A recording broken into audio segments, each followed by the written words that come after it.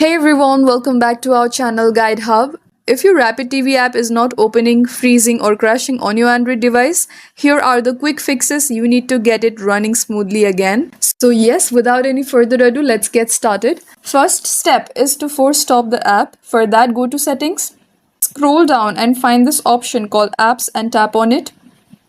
Now use the search icon at the top right and search RapidTV.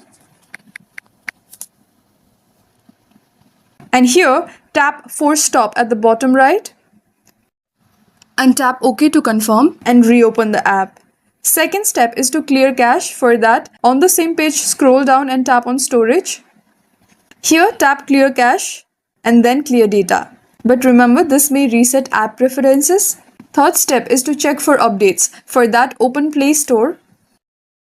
Use the search bar at the top and search RapidTV. Locate the official app and tap Update if available. Fourth step is to check internet connection. Switch between Wi-Fi and mobile data. Restart your router if needed. Fifth step is to reinstall the app. For that, long press the app, tap Uninstall and reinstall it from Play Store.